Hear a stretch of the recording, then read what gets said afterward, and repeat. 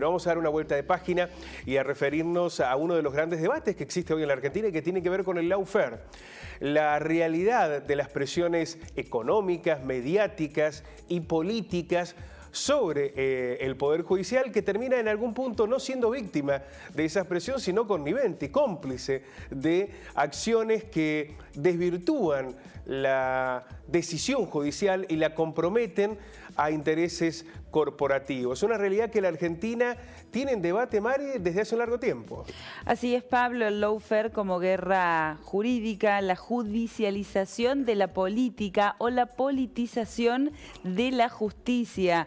Bueno, ¿de qué se trata concretamente? Es una herramienta, una instancia que se ha desplegado en los últimos años. Se puede referenciar este fenómeno como muy contemporáneo. ¿Sucede en Argentina o tiene también sus manifestaciones en otras partes del mundo? Bueno, nos ponemos en contacto con un especialista para reflexionar un poco sobre este debate que ahora está en agenda en la Argentina. Vamos a saludar al ex fiscal de Cámara, el doctor Jorge Medina. Doctor, ¿cómo le va? Muy buenos días. Hola, Pablo, buen día. ¿Cómo estás? Muy bien, doctor. Lo primero que queremos consultarle es ¿cuál es el análisis que se hace desde la propia justicia de lo que se denomina el concepto de lawfare, las presiones mediáticas, políticas, económicas, que en realidad decíamos en el momento ya no son solo presiones contra un sistema judicial que aparece como o pretende ser una víctima, sino que en muchos casos es el propio sistema judicial cómplice de acciones en las que las corporaciones del poder terminan definiendo arbitrariamente las acciones judiciales? ¿Cómo se ve desde la propia justicia esa realidad? Concretamente, Pablo, y a modo de introducción para que la gente entienda de qué se trata el lawfare, es un término que se acuñó a mediados del siglo pasado, sobre todo en el derecho internacional. En cuanto a la utilización de este término para hacer referencia a los organismos de derechos humanos de países que eran invadidos por potencias como por ejemplo Estados Unidos, Rusia de Vladimir Putin, haciendo alusión a que se oponía este tipo de guerra jurídica a la guerra física, la guerra con armamento, es decir, que el país más débil podía jurídicamente litigar en los tribunales internacionales para poder lograr alcanzar sus objetivos y repeler este tipo de agresión. Este término fue acuñado de este modo, pero luego empezó a tener implicancias en América Latina. En toda América Latina se han visto distintos ejemplos de lo que esta guerra jurídica ha tenido como consecuencias. Recientemente hemos tenido lo que se denominan a través del lawfare o la guerra jurídica o la guerra judicial, lo que dan llamarse golpes blandos, es decir, cambian al gobierno a través de mecanismos que tienen que ver con la manipulación del sistema legal, con una apariencia legal, con fines políticos. Es lo que sucedió con la presidenta Dilma Rousseff a través del accionar del Michel Temer, del opositor. Lo propio pasó con Evo Morales en Bolivia. Lo propio pasó con Fernando Lugo en Paraguay. Es decir, se realiza esta manipulación del sistema legal con fines políticos y, como bien dices, con la connivencia del Poder Judicial. Pero no cualquier Poder Judicial, no, por ejemplo, el Poder Judicial de las provincias, sino que acá tiene mucho que ver la justicia federal. Y sobre todo, lo que es el emblema de la justicia federal en nuestro país, que está constituido por los jueces federales de Comodoro Pi, por el Tribunal Nacional de Casación Penal y la propia Corte Suprema de Justicia. ¿Qué supone este tipo de accionar por parte de quien lleva adelante este lawfare en el marco de una contienda política?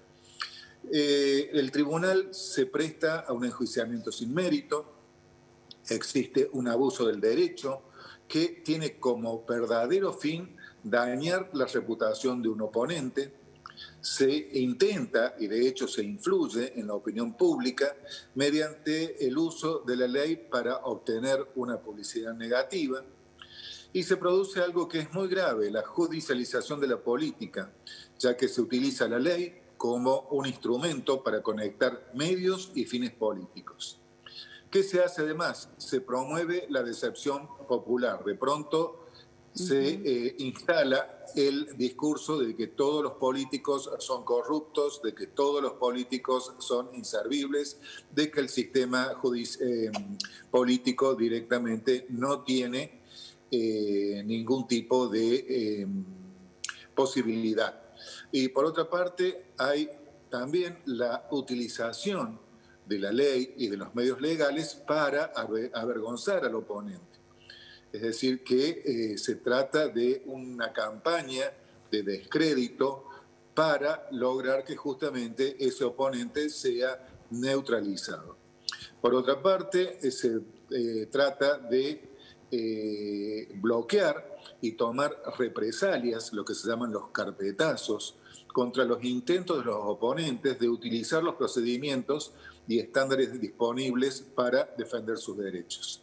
Este concepto ha sido utilizado por una cantidad de gobernantes y exgobernantes, como les decía, son casos emblemáticos, el de Dilma Rousseff, el de Lula da Silva, el de la propia Cristina Fernández de Kirchner en Argentina, de Rafael Correa en Ecuador, Fernando Lugo en Paraguay y Evo Morales en Bolivia.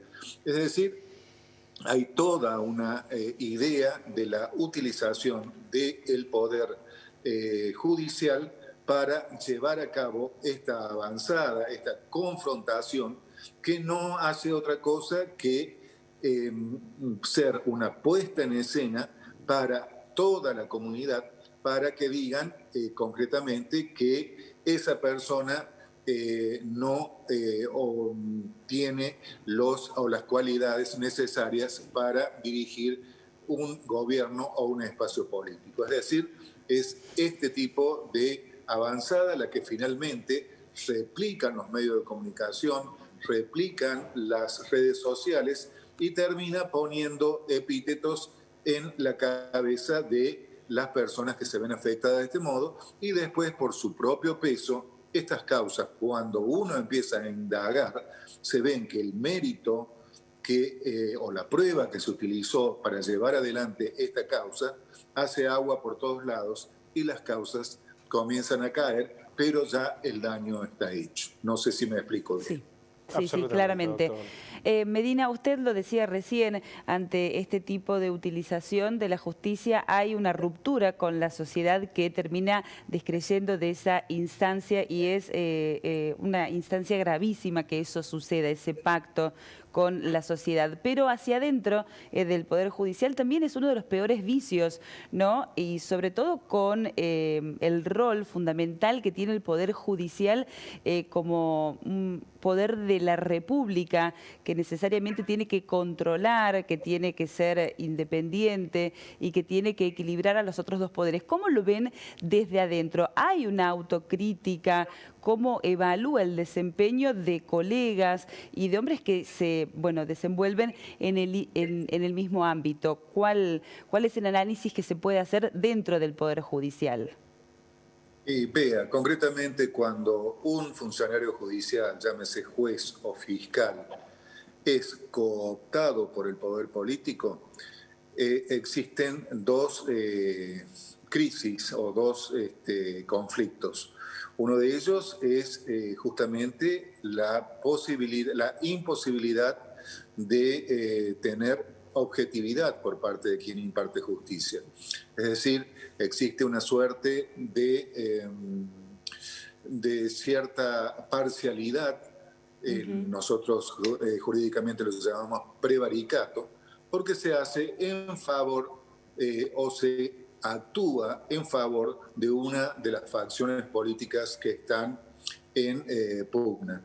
Es decir, que esto no solamente es avalado por miembros del Poder Judicial, lamentablemente, con casos concretos y que pueden ser nombrados específicamente, Y lo digo específicamente porque tenemos un fiscal que está declarado rebelde hace 2 años, como es el caso de Stornelli, que se lo ha visto manipulando causas justamente para llevar a cabo este tipo de fenómeno que denominamos lawfare. Y sin embargo todavía sigue sin estar a derecho y este señor sigue en su cargo sin que nadie lo haya tocado ni por asomo. Es decir, esto es un claro ejemplo de lo que son las personas que son manipuladas. Ni qué hablar del fallecido juez Bonadío. Fue un instrumento explícito de un signo político para llevar adelante toda una ofensiva que culminó con causas que yo creo que de todas ellas queda uno en pie que será ventilada en el curso de este año. Pero ¿a qué me refiero?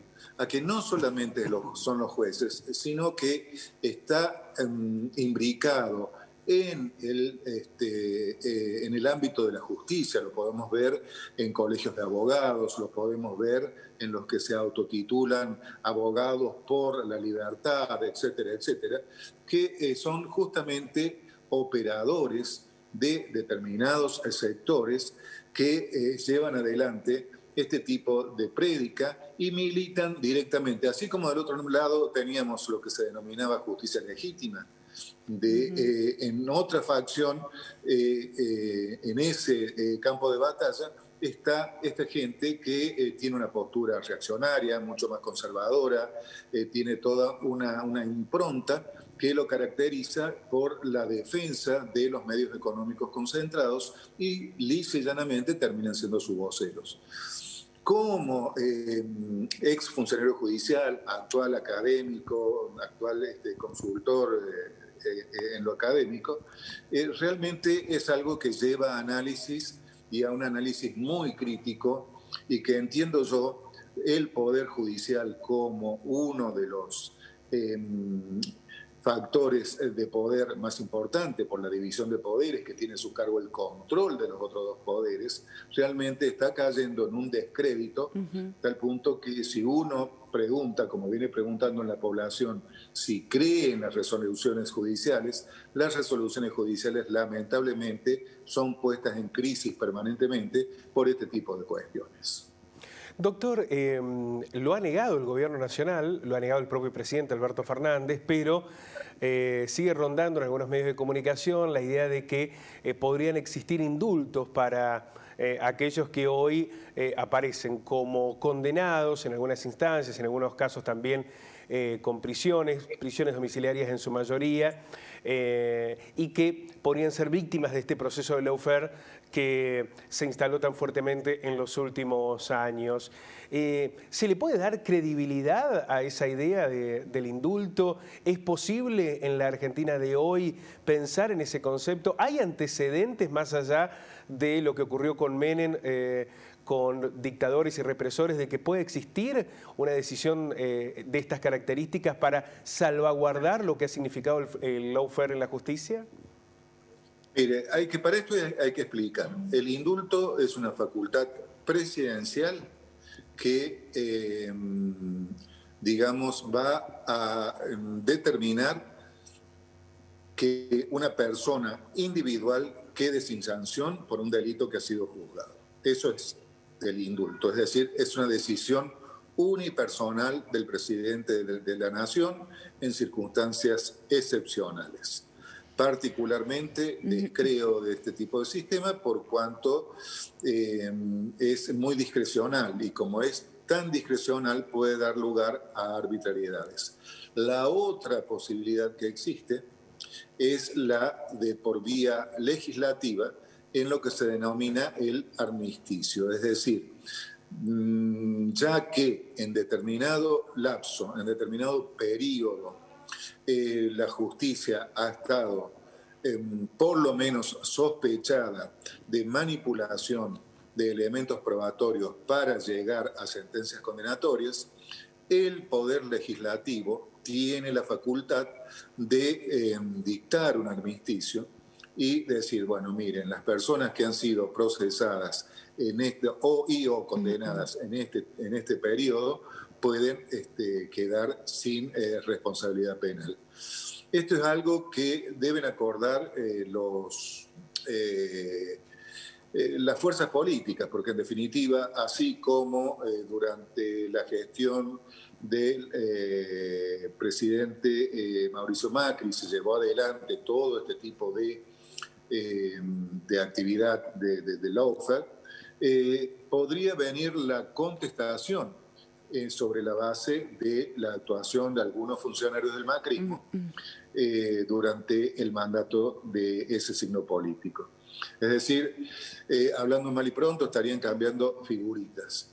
Pero entiendo yo que se hace necesario, o es necesario, si se quiere terminar con esta grieta, con esta división tan marcada en la sociedad argentina, poner un coto a este tipo de persecución de uno y otro lado, que directamente desgastan la posibilidad de realizar política, cuando entiendo yo, y ya metiéndome como docente de la asignatura de Estudio de la Realidad Nacional que doy en la Universidad Nacional de Río Cuarto, es necesario ensayar un punto de partida con puntos de coincidencia básicos, unos 10 puntos de coincidencia que nos permita en esta emergencia de pandemia y pospandemia que se avecina, dar un salto de calidad, tanto institucional como en materia de objetivos del Estado. Entiendo yo que esa, humildemente, es mi postura referida a este tema en concreto. Doctor, queremos agradecerle muchísimo. No solamente nos ha dado una clase, primero para poder entender mejor los conceptos y además trasladarlos mejor a la audiencia, pero también para entender cómo esto se ha configurado en la realidad argentina en los últimos años. Le mandamos un abrazo enorme, muchísimas gracias. Gracias a ustedes, Pablo, un gusto de verlos y que tengan buen día y buen año. Igualmente, hasta cualquier momento, Medina. La palabra del doctor Jorge Medina, docente, ex fiscal de Cámara, haciendo referencia a este tema que tiene mucho que ver con la realidad argentina, cuando la justicia queda a merced de los pactos entre los poderes fácticos y algunos jueces cómplices junto a fiscales de esa realidad.